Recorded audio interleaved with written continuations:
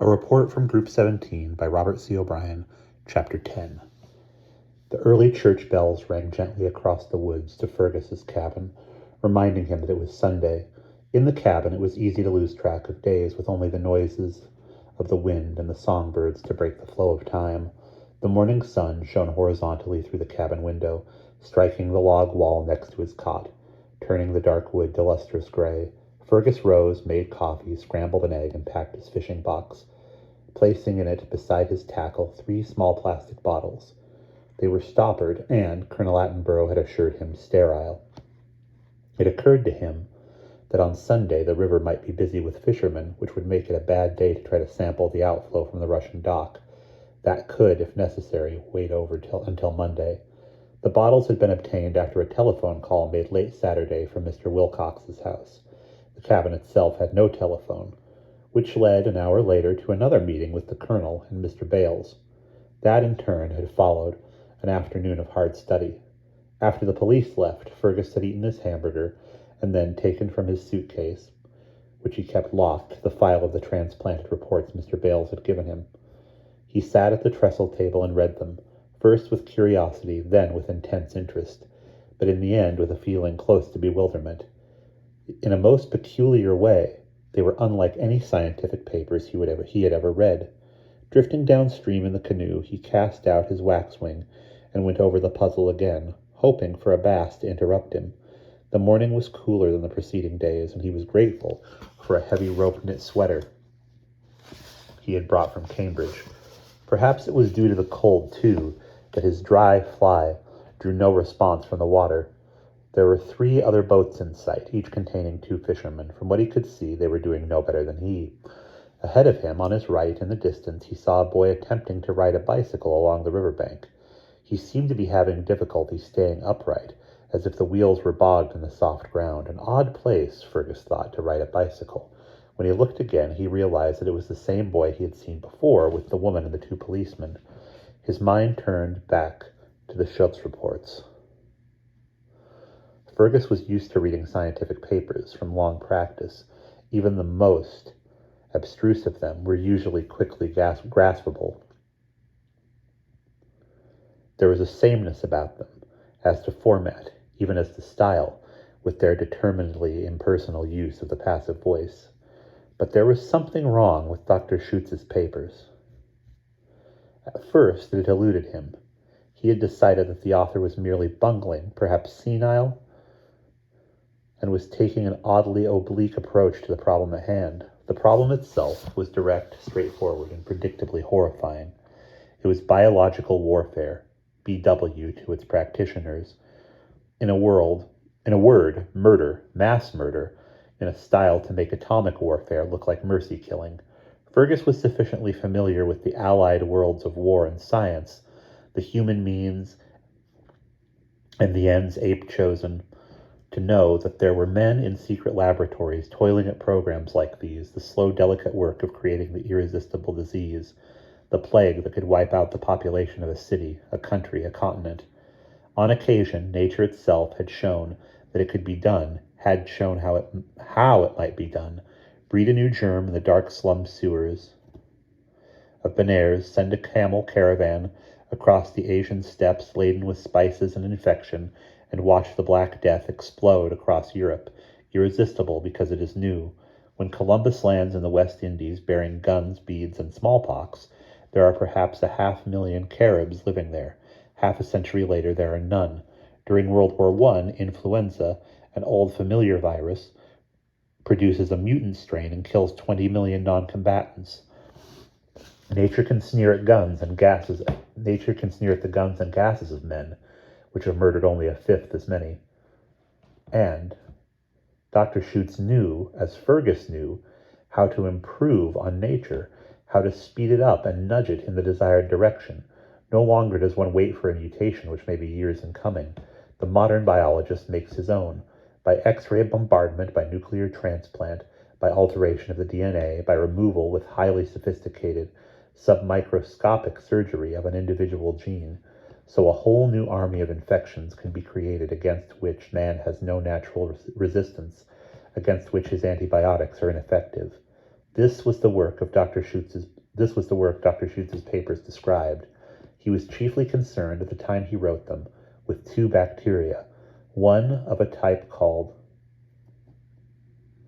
Corina, the other Anthraxis. Fergus was familiar with both. The Corina Dr. Schutz was breeding caused a kind of diphtheria known in medieval literature as red spittle, highly contagious and invariably fatal. The word anthraxis in the original Greek referred to glowing coals, hence anthracite, but in medicine described the shining red pustules that covered victims of the disease before they died. Modern BW men knew the disease itself as anthrax.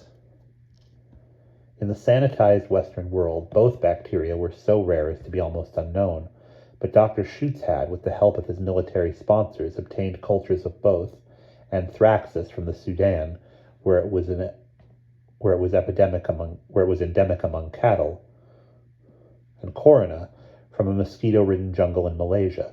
The germs in hand, he set about beefing them up. His problem was not virulence, both types possessed it in abundance. He worked instead on survivability and means of transplant and distribution, how to deliver them to the consumer in lively condition. Judging by his own reports, he had succeeded brilliantly. In report N5-17A7, he told of a work on corina.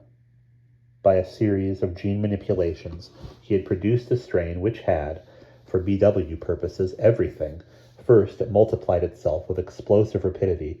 Second, it was unaffected by pressures 8 to 10 times that of normal atmosphere. Third, and most important, it could stand exposure to cold down to minus 60 degrees for indefinite periods. In such conditions, it seemed simply to encyst and hibernate. When warmed up, it came vigorously to life again in seconds. Obviously, corina was to be delivered to its target compressed in aerosol containers, making the flight intercontinental missiles at very high, very cold altitudes. At a signal, the right height over the right target, Atlanta, Boston, Cleveland, and on down the alphabet, the aerosols would discharge their billions of microscopic passengers into the gentle morning air to float down to victory. Anthraxis was to arrive, less glamorously, by water. Here the research concentrated on breeding into the bacteria a resistance to certain chemicals, notably the halogens, fluorine and chlorine, both increasingly used in municipal water systems. Again, Dr. Schutz had succeeded brilliantly, and when the highly toxic drinking water had been consumed after normal purification by laboratory subject RS-22, the subject had died in 30 hours despite intensive therapy. It seemed likely that this latter research had led to Dr. Schutz's sudden appearance on the Potomac just upstream from Washington's water supply. Fergus, gliding down its gentle surface in a canoe, looked ahead into the shadows where the river narrowed. Was Dr. Schutz in his laboratory under those trees, even now preparing a culture of anthraxis to insert into Washington's water supply? Mr. Bales and Colonel Attenborough both thought not. Dr. Schutz's duties would be limited to perfecting the means. He might, indeed, prepare a sample culture, but they thought it unlikely that responsibility for an actual attack would rest with him. Still, they could not be sure, and it was not theirs to take chances, which was why Fergus, the outside expert, had been brought in. Dr. Schutz's presence, so close to Washington, must be regarded as automatically menacing. All in all, Fergus thought, Group 17 reports, as they pertained to germ warfare, were eminently sensible. The work described was businesslike. Made use of the most modern tools and the newest microbiological techniques. Obviously, Dr. Schutz had kept up. There were gaps in the series, missing chapters, and sometimes annoying references to other papers not present, but in a general way, they were understandable. What did not make sense at all, what remained totally baffling, were the strange digressions. They were scattered throughout the papers, as out of place as playing cards bound in a prayer book. They were concerned not with germ warfare, but with the people Dr. Schutz worked with. For example, all of the papers dealing with anthraxis were interrupted by a detailed and continuing history of laboratory subject RS-22 who had helped prepare the culture and then obligingly poisoned himself by drinking it. RS-22, male, weight on admission 74 kilograms, height 183 centimeters, Fergus had learned, had arrived in the Novokostek laboratory on August 15, 1961, a volunteer recruited from a penal labor camp near the Siberian city of Vilyuisk, to which he had been sentenced for crimes against the state. He was one of 14 subjects delivered to Dr. Schutz, to Group 17 on that date. He had undergone a standard series of the Steinkampf treatments, but with certain modifications. The modifications were identified only by code numbers, which looked to Fergus like specific gravity ratios. Here again, there was a footnote reference to another paper, this one particularly frustrating because Fergus sensed that the treatment was significant, yet the name Steinkampf conveyed nothing. He had made a note of the listing given in this paper, AMB-6412-B. It was apparently part of a different series from the reports, all of which began with the code letter N. He would ask Bales Attenborough about it. All 14 of the laboratory subjects had undergone the same treatments. Subject RS-22 had, before his death, been paired with subject RF-7, a female. The pair had mated and produced offspring, born in the laboratory clinic on July 2nd, 1962, a female, weight 2.6 kilograms. There followed a detailed history of the female progeny of RS-22 and RF-7. Fergus had read this part of the paper with growing bafflement. It was not nearly an odd minor digression. It was as crazily ungermane as if pages from two entirely different reports had somehow been shuffled together and published by mistake, except, of course, that should have been apparent through a break in continuity, an unfinished sentence or paragraph, but there was no such break. It was rather as if a cancer researcher at the NIH working with rats had suddenly lost all interest in cancer and become fascinated with the rats themselves. Fergus's thoughts were broken by a shout, stifled as it began, a splash, a fury of water in the sunlight. 20 yards from his canoe, the boy he had seen, still astride his bicycle, was disappearing beneath the surface of the water. The scene had an odd slow-motion appearance. The bicycle tilted sluggishly to one side as it sank, and the boy, as if trying to steer, clung to the handlebars. Not until his head went under did he let go and claw the air with one hand, and then the surface closed over and there was nothing. Fergus paddled hard forward. Over the side, straight below, he could see the boy struggling. His left leg was caught beneath the frame of the bicycle, which rested on the bottom, his right hand outstretched, groping, with 6 inches below the surface. Trying not to capsize, Fergus reached down, caught the wrist, and pulled. The bicycle turned in a swirl of mud and yielded. The boy had been under for perhaps a minute. His head emerged, his eyes open, staring devoid of expression. For the moment, not a human face, but that of a saved animal. Then intelligence returned. The hand Fergus was not holding clawed upward and caught the side of the canoe, which now tipped perilously. "Easy," Fergus said. "Hang on." He paddled 3 more strokes, and the bow scraped the bank. He jumped ashore, pulling the canoe after him, then reached a hand to the boy. They scrambled up the mud bank and sat side by side, gasping on the wet grass. Then the boy retched and lay back. "I feel sick." "Rest and breathe," said Fergus. "You'll be all right. Ran out of air down there." The boy closed his eyes. His face, which had turned blue-white, slowly regained color. "My leg was caught," he said. "You pulled me up. I remember it now." "You were riding too close to the edge," Fergus said. "That's dangerous. You might have drowned." "I know," the boy added contritely. "I'm sorry. I was trying to—" He stopped. "Trying to what?" The boy sat up abruptly. "Where's the bike?" "In the river. Right out there on the bottom. I expect you can retrieve it later."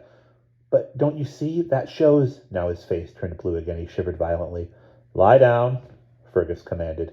He pulled off his heavy sweater. "Put this on. You're still in shock."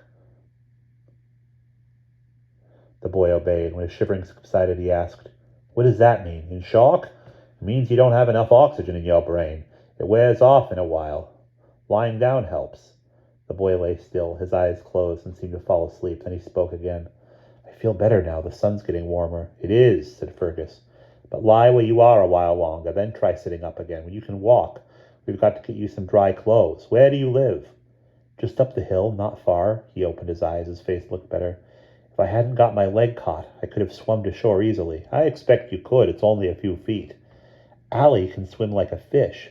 Fergus looked at him puzzled. Allie?